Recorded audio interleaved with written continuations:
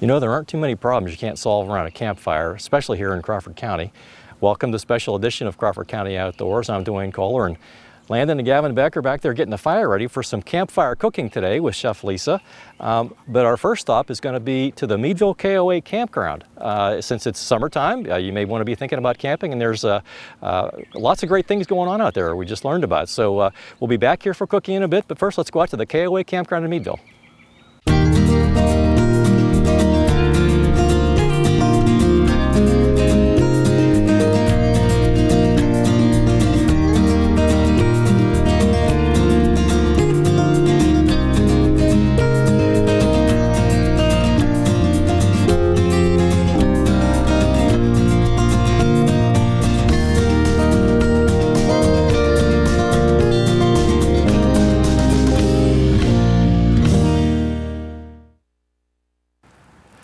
Joining us now, Robin and Tim Chilson. Robin, hi. Welcome. Dwayne. Tim, welcome to Crawford County Outdoors, and thanks for having us out here at the Meadville KOA Campground.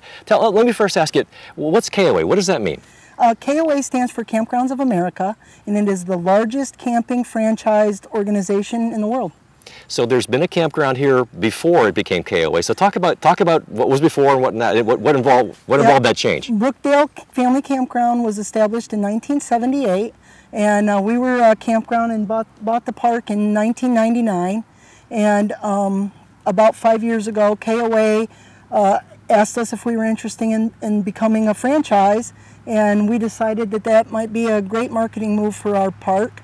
And we franchised with KOA, and it has continued to help us grow our business through their marketing programs. Now, when I was on 79 the other day, I saw a little, and it kind of looks like your logo. I saw a little thing that looked like a little teepee. You know, is that you? Is that they're pointing people towards you? They're pointing people towards KOA's. They have a directory, a website, a mobile app. Their marketing machine is just second to none. Let's talk about camping for a second. The sport or the activity or whatever. You know, make a sales pitch. Why would I pick that versus going to the golf course or some other summer activity? Well, camping is a great family activity. We bring families together to do things that they don't get the opportunity to do all the time. We have free catch and release fishing. Moms and dads can come here with no license required, teach their kids to fish. I have parents who caught their first fish here, bring their kids back to catch their first fish here because they've got such great memories of the campground. And it's stuff you don't get even at state and county parks. We provide activities and events all day long on Saturday. We have a jumping pillow, mini golf, pedal karts, paddle boats. We have horseshoes, volleyball, basketball, soccer fields, creeks to wade in, ponds to fish in, hiking trails. They can be busy all day long here. Now, I can remember as a kid going camping both with the Boy Scouts, but then a few family versions of that. Very memorable things that, you know, in my case 50 plus years ago, that I still remember, you know, we still talk about from time to time. I suppose people are making memories here all the time. All the time, and it's really nice. We have people who have camped with us before we owned it and are still camping with us, and we've watched their children grow up and become fine young adults, and it's a great investment in families and their children. It is definitely an outdoor family experience, and like Robin said, we are now seeing families that grew up here starting to bring their children back to catch their first fish. So the fishing's a big part of it there. You mentioned that a couple of times. A big part of it. People love our ponds and fish. The ponds are stocked, and of course we pay a fee to the state to allow them to fish here. So that they don't require, it's catch and release fishing, and they aren't required a license. And but the kids love to fish. We sell worms. They use hot dogs. They use bread balls. They use canned corn. And we have everything from carp to big catfish to large and smallmouth bass and sunfish, bluegills. And the kids just love it. They have a lot of fun. Now, if you were to see a KOA sign as maybe you're traveling to a family event, you know, somewhere a long way, does KOA mean certain things are going to be included in that they would know that about you too when they saw that sign? Absolutely. Most KOAs, all KOAs offer Wi-Fi, and we have cable TV on our full hookup campsites. So when you buy a campsite with water, electric, and sewer, you get cable TV and Wi-Fi. And you can check your email, you can get on Facebook and Twitter and do that kind of stuff. Now we can't allow streaming because of the number of devices in the park, but people can get on there and keep up with their kids or their grandchildren, or send videos of them catching fish to Grandma and Grandpa. We do have a quality inspection team that comes out and to look through our park, and they look at everything from top to bottom. And so there's standards that you're held to. Campers begin to experience a level of cleanliness and a standard that they know what they're going to get into when they come at a KOA. There's 475 plus KOAs in the system, and we're in the top percentages of that. That's awesome. We are a Founders and President's Award-winning campground. Oh, very good. And, very good. And that is the highest quality standard KOA has to me, and we've achieved that over the last 5 years. Now back to another camping question here. I see behind us some beautiful cabins there. I see a number, as I look around here, of mobile type campers, and I see some tents set up. Compare and contrast, how would I decide which one's going to work for me the best? Well, and it's really based on a personal decision. Some people, when they think of camping, that's what they think of as the tent and the rain and the mud and the kids and the dogs. That's and what I remember from Boy Scouts. Tent. That's what I remember from that. And it's not appealing to them. So what KOA has done is kind of brought that to a different level. And so we have Deluxe Cabins behind us that have a restroom, a shower, a full kitchen. There's a refrigerator, a countertop stove, a microwave, sinks in there, air conditioning, heat, and cable TV. So they can come and they can fish at the pond. They can drink their morning coffee sitting on the porch and in front of the lake here and watch their kids fish. Or they can sit inside and watch a ball game or a golf outing. So all the sleeping on the ground and all that kind of stuff, that's taken off the table. But now they got the activities right there for and them. if they don't want to go that fancy, we have a camping cabin that gets tenors out of the bad weather when it's bad. This weekend we're enjoying a great weekend of weather, but it's not always like that. And so we do have people who will upgrade to a camping cabin or our kitchenette cabin to get out of the weather for the weekend, or just because they don't want to sleep in the tents and haul the tents and all that gear with them. They want something a little less. Now, if you have a mobile camper, like a trailer type, or a type that's a motorhome type, I guess would be the word I would use. Is that the right word? Is that what we call that? Yep, that's the right word. That thing comes and you can plug in, and you're. Yep. We have sites set up that have electric, sewer, and water. They can plug into those and have all the utilities that they need. We also have families who park their RV here for the whole summer. We call them seasonal campers. Okay. But they basically park their camper here for the whole summer. They come each weekend with their family and recreate, and it's a lot of fun and easy for them because it's basically a turnkey process. They can come in Friday night, bring their food in a cooler, throw it in their fridge. Sunday they pack it up, take it home.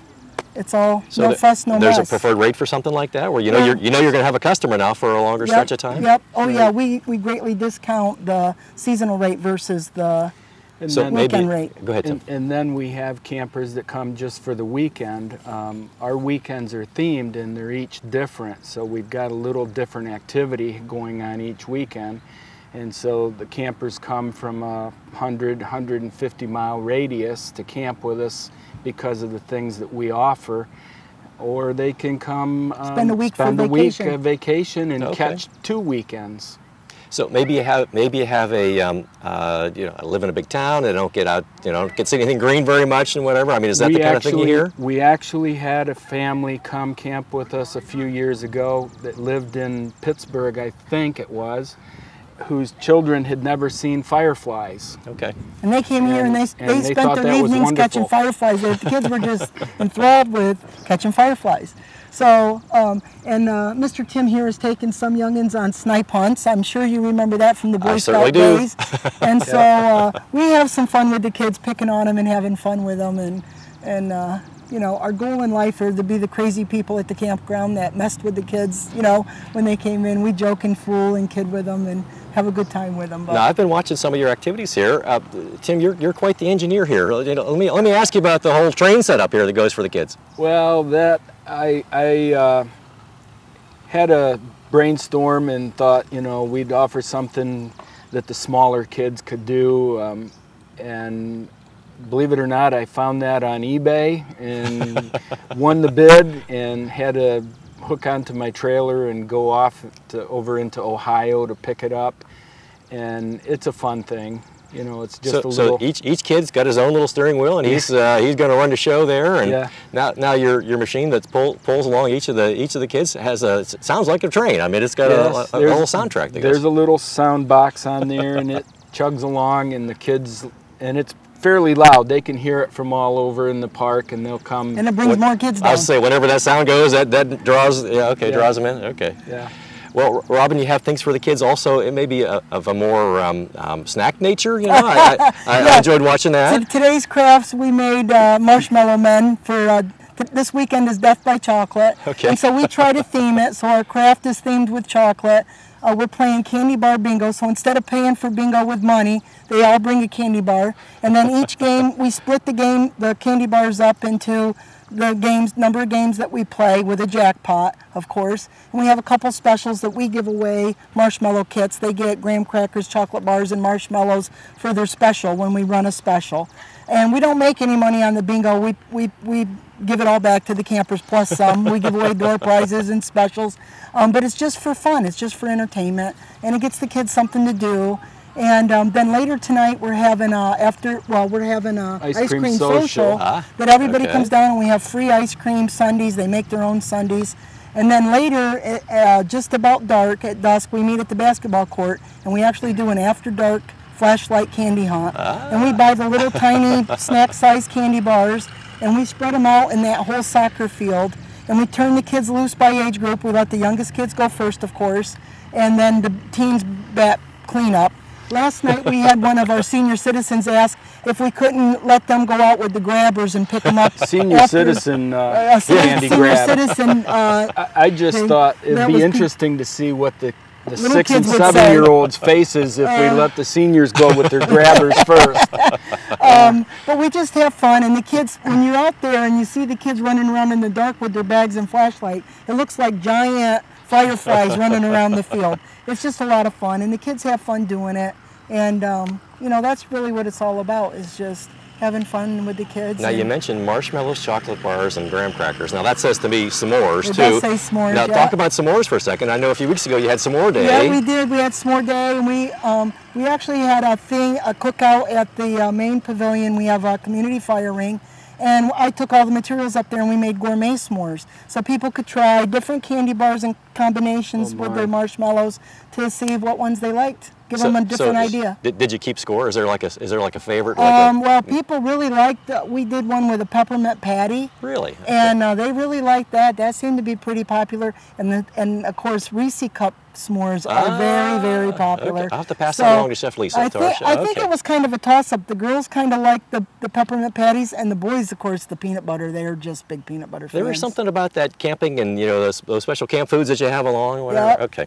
So also notice the bouncing place over there that you can get some exercise from. We call that a jumping pillow. Okay. And we have a fun band program that the kids buy a wristband. We have 2 different rates. We have a daily rate. We have a week-long rate. So if they're here for their vacation for $12 per child, they can play all week long, and that gives them unlimited paddle boats, pedal karts, and mini golf. And then we run the jumping pillow on Saturdays twice a day and Sunday mornings. And then sometimes we'll do it during the week if we have a lot of kids in the park and we have a lot of people here. But most of the time we don't. We just do it on weekends. And the kids can get on there and they can jump, and they just have a ball with it. It's open an hour at a time. It is a lot of exercise. Yeah, it's good for the kids. There are very few kids, especially on a warm day like today, that can last the whole hour, and then they're ready to head to the pool. Okay.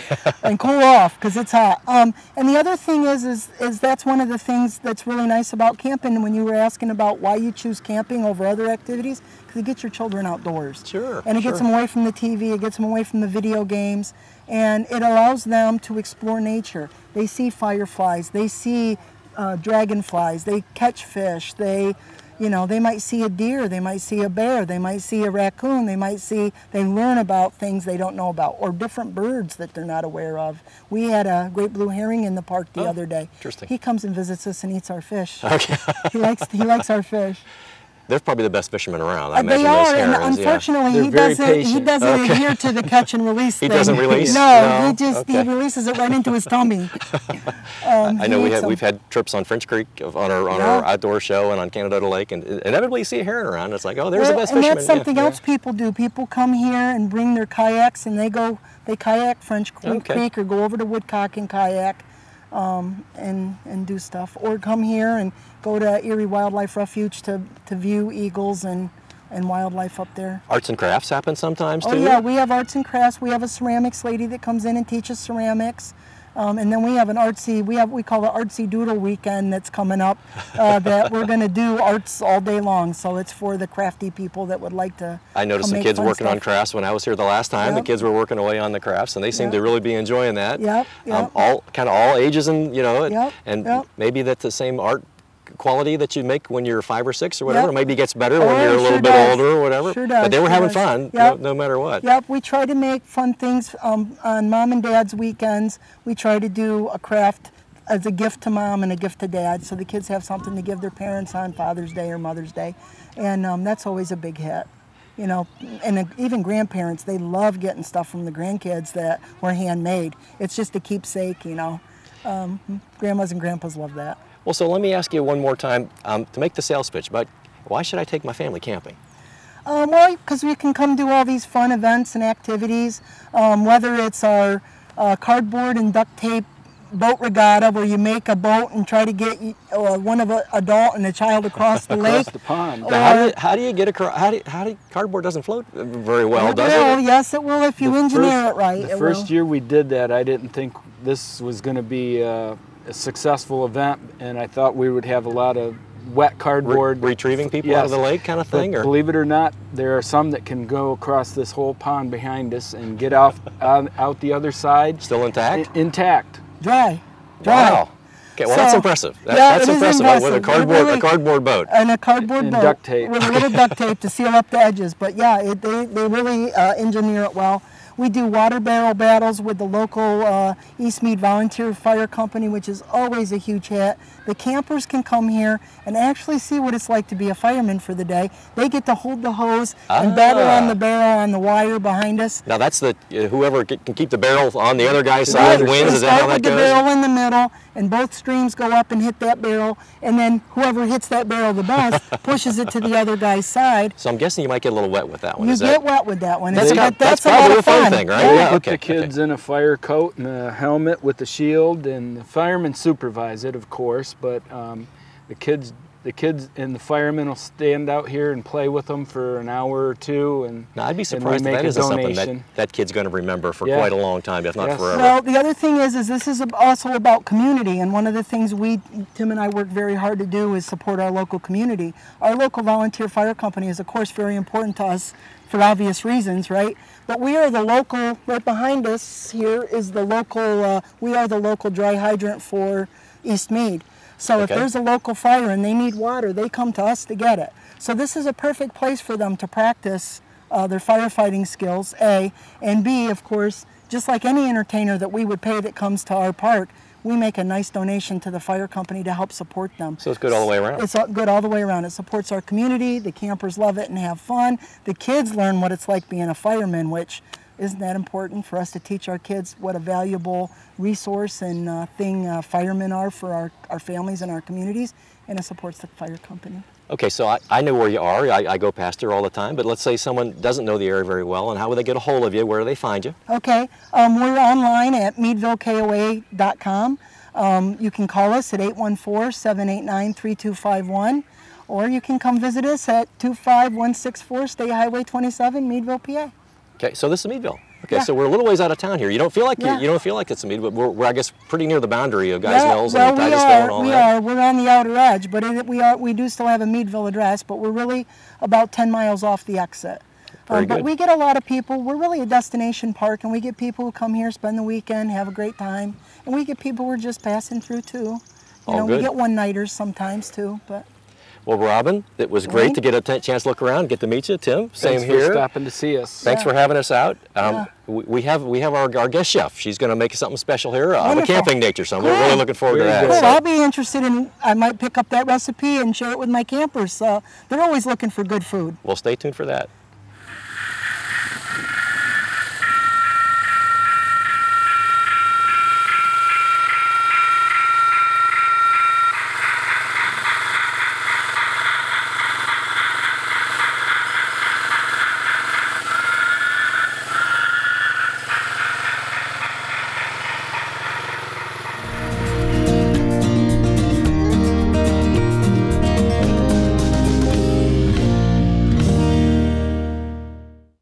So Chef Lisa, welcome back. So if you're going camping, you got to think about the campfire, right? You got to cook something on the campfire. That's right. You have to think about what you're going to eat, how you're going to make it, and what you need to take to make it. And aluminum foil is your friend. Okay. Well, what was your idea for today? Well, today is a fun, gooey, messy modification of a s'more. So we're doing something called campfire cones. Okay. And it's fun and it's easy, and as long as you have heavy-duty aluminum foil, you're going to be okay. Now we came up with a little grate for over the fire there. You think that'll be okay? I think it should be fine. Now the nice thing about this, you don't have to do this over a campfire. Could be in the grill? It could be on the grill. It could be in the oven. So if you're going to do it on the campfire, you're probably going to put it on there 3 to 5 minutes, depending on how old your campfire is. If it's got a lot of really good coals going because it's been burning, you know, you've been at camp for a couple of days, it's been ongoing, it's not going to take very long. But if you want to do it on the grill, you could do it for about, 5 to 6 minutes probably, and then in the oven at 375, 5 to 8 minutes. Okay.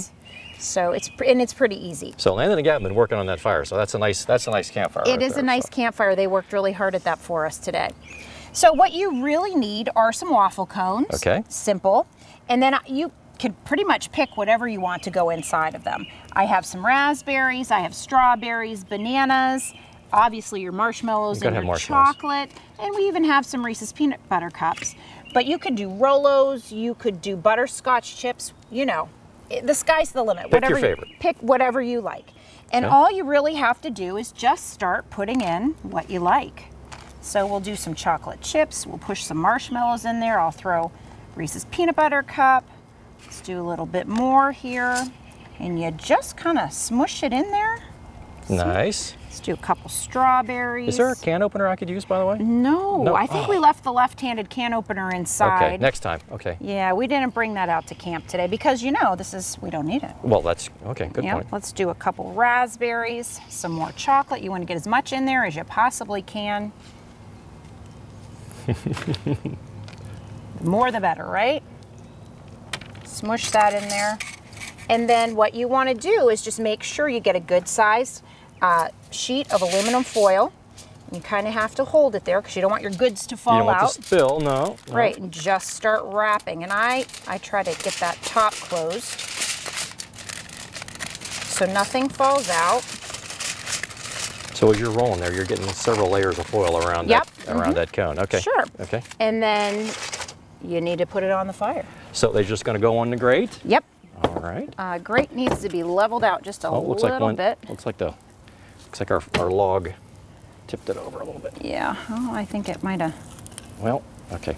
That's pretty level. So just lay them on. Yep.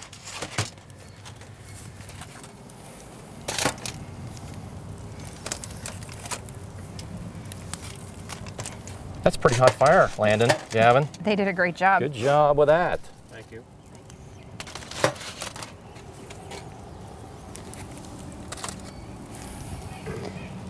And then 3 to 5 minutes. Good thing I brought my watch. There you go. Set that timer. I'm counting it down. Okay. So Lisa, the cones just came off the fire. I'm getting a little excited here. They did. You have to be careful, you know, because the foil's hot. So leave it cool off for a minute or a few seconds or a minute or something. So you don't. Okay. Yeah. And then you get a nice ooey gooey mess. That. And the kids love that. What could be better than that? I don't know. Maybe better would be sampling. maybe? I would think so. What do you think, Gavin? What do you think? Landon, what do you think? Sampling, would that be a good thing? Do I have some samplers? Here's one for you. Let's see what they think. Because this is definitely, you know, right up the kids' alley. Oh, look at that one. Wow. You can eat it right in the aluminum foil. Crispy. Yep. Thank you. There you go. What do you think? It's really good. How'd we do? Fantastic. Fantastic. Wow, I like that. I don't always hear that at dinner time, so this is good. So what's that one called again, Lisa? Campfire cones. Campfire cones. Well, that's a good one. We're going to try that at my campfire the next time. Awesome. Good. Well, thanks to the folks at the KOA Meadville. That was great fun. And Chef Lisa and Landon and Gavin Beck. It's always a pleasure to have you here. It's and thanks for the recipe. Sure. Especially thanks to the folks at home for joining us in Crawford County Outdoors. We'll talk to you next time.